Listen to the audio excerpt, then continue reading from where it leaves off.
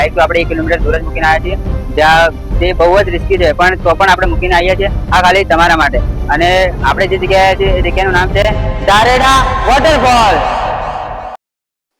Hello મિત્રો, આજે આપણે આવી ગયા છે ધારેડા વોટરફોલ, જ્યાં એકદમ આજુબાજુ પહાડ જ પહાડ છે. અને અહીંયા જુઓ તો તમે, અહીંયા ક્યાંય એટલો બધો વિકાસ જ નથી થયો હજી. આવો ચલો તમને બતાવીએ. અમને આગળ બાઇક જાય એવો રસ્તો હતો નહીં, તો અમે બાઇક રસ્તામાં જ એક ભાઈ કે અમારા ઘરે મૂકી દો, વાંધો નથી, તો મૂકી તો દીધું છે.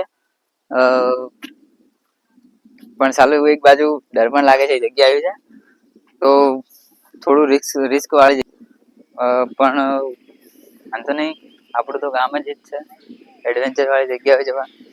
રિસ્ક તો ઇસકે ગાઈસ. શાયદ અહીંયાથી પેલા ભાઈ કહેતા હતા કે 1 કિલોમીટર જેટલું ચાલવાનું છે. ચલો બતાવીએ ગાઈસ, અહીંયાનો વ્યૂ તો ખાલી.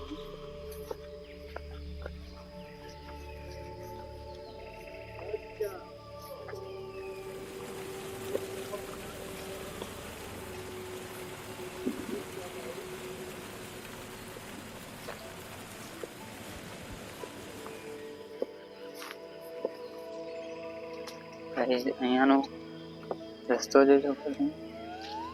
આ ભાઈ અમારી સાથે આવે છે. લાઈટ બીજું નહીં આવ્યું તો ભાઈ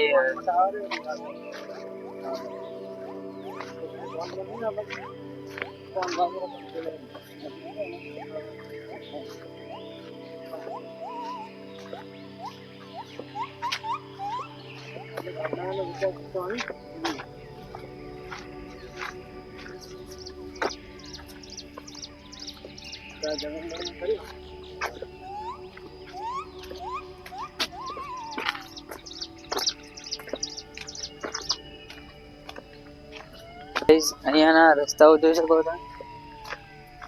આ નારિયેળીઓ,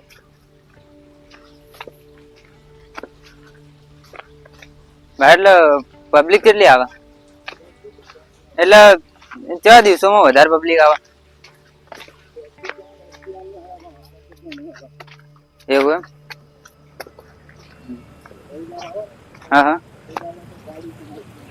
રવિવારના વધારે. તો એ બધા રવિવારના ગાડીઓ બધા ક્યાં મૂકો? રોડ ઉપર જ. બરાબર. હા હા. અને આ જગ્યા દોતાથી કેટલા કિલોમીટર થતી છે?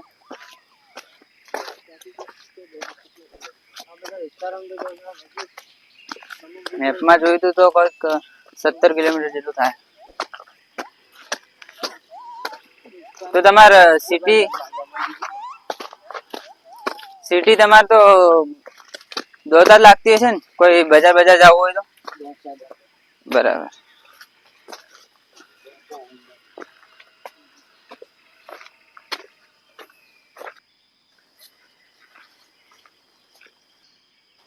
પાણી ચાલુ થઈ ગયું છે આટલેથી.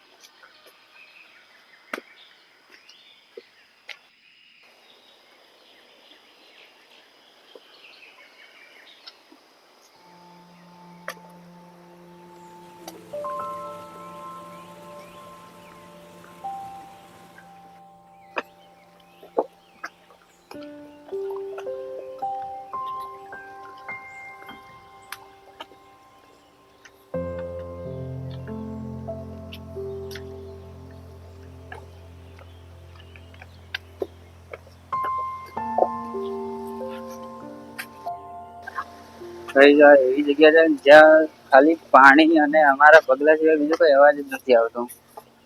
એકદમ એટલી શાંત જગ્યા છે અને એટલી ડરાવની પણ છે.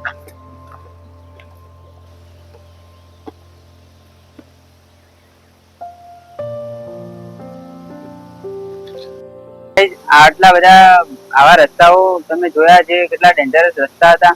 આપણે એ રસ્તા પાર કરીને અહીંયા જે બાઇક તો આપણે 1 કિલોમીટર દૂર જ મૂકીને આવ્યા છીએ, જ્યાં તે બહુ જ રિસ્કી છે, પણ તો પણ આપણે મૂકીને આવ્યા છીએ આ ખાલી તમારા માટે. અને આપણે જે જગ્યાએ છે એ જગ્યાનું નામ છે ધારેડા વોટરફોલ.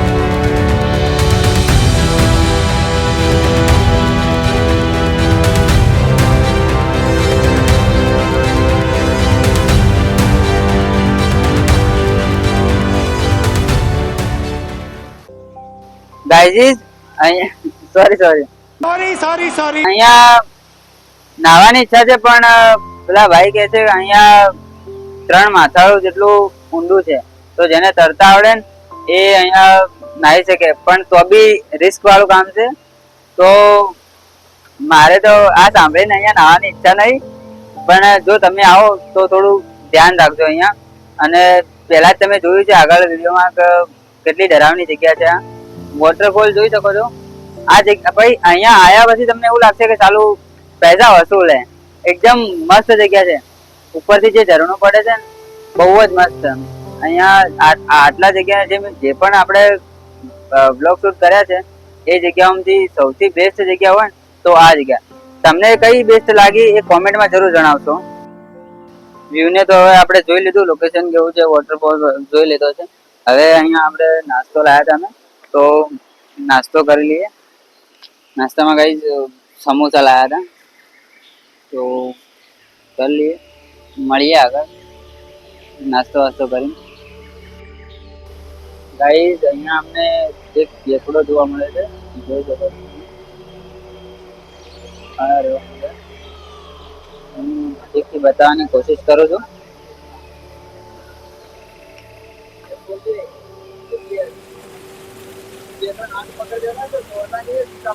જોઈ શકો છો એની આંખો બહુ ખતરનાક છે.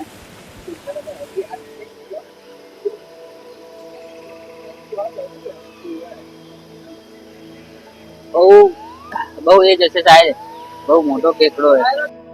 ગાઈઝ અહીંયા અમે નાસ્તો વાસ્તો કરી લીધો છે. ચલો બેગ પેકિંગ કરે છે. વોટરફોલ જોઈ લીધો અમે. હવે અમે ઘરે નીકળીએ છીએ. થોડી વાર બેઠા અહીંયાનો જે નજારો જોયો, અને અહીંયા એકદમ શાંત વાતાવરણ છે. અને તમે અહીંયા આવો ને ખાલી તમને અવાજ અહીંયા પાણીનો અવાજ આવે છે, બાકી બીજો કઈ જ અવાજ નથી આવતો. એકદમ શાંત વાતાવરણ છે. અને આ ધોધ એકદમ બહુ ઊંચો ધોધ પડે છે. અને અહીંયા મેં તમને આગળ કીધું કે અહીંયા નાહવા માટે 3 માથાળું જેટલું પાણી ઊંડું છે. નાહવા માટે બહુ રિસ્ક વાળું છે. અહીંયા પેલા ભાઈએ કીધું કે 2-3 જણા ડૂબેલા છે, એટલે બચી ગયેલા છે જોકે, પણ ડૂબેલા છે એટલે થોડું રિસ્ક વાળું છે.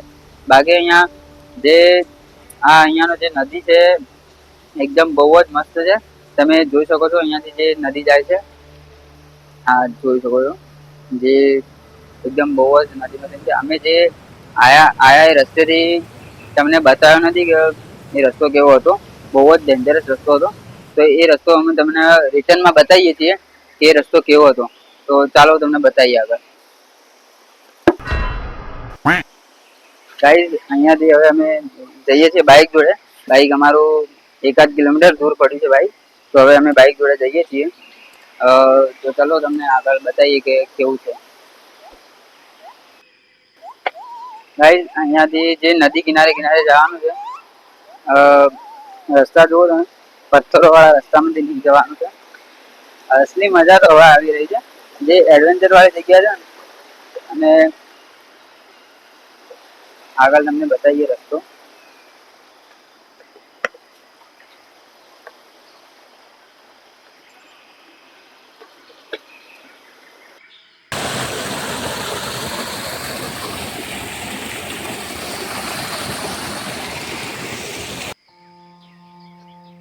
ગાઈસ અહીંયાનો રસ્તો તો જોવો આવે તમે.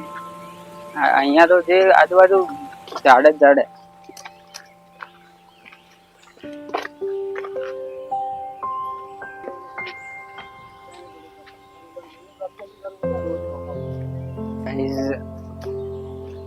અમે હવે બાઇક જોડે આવી ગયા છીએ. અમારે ત્યાં નજીકમાં બાઇક પડી છે. હા ગાઈસ બાઇક પડ્યું છે ફાઇનલી.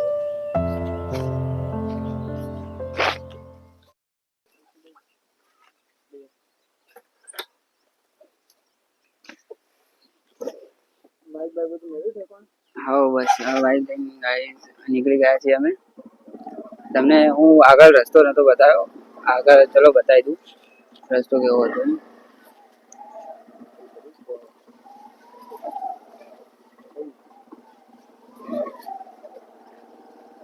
ચલો ભાઈ, ખૂબ ખૂબ આભાર.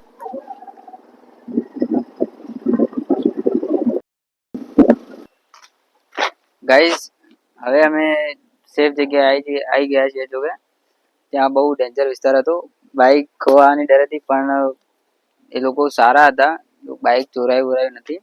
તો આપણે આ વ્લોગ આટલે જ પૂરો કરીએ છીએ અને મળીશું નવા વિડીયો સાથે. જો વિડીયો ગમ્યો હોય તો લાઈક કરો, સબસ્ક્રાઈબ કરો અને તમને આ જગ્યા ગમી કે નહીં કોમેન્ટ કરો અને તમે અહીંયા આવવાના છો એ બી કોમેન્ટમાં જરૂરથી જણાવશો. તો મળીએ નવી એડવેન્ચર સાથે.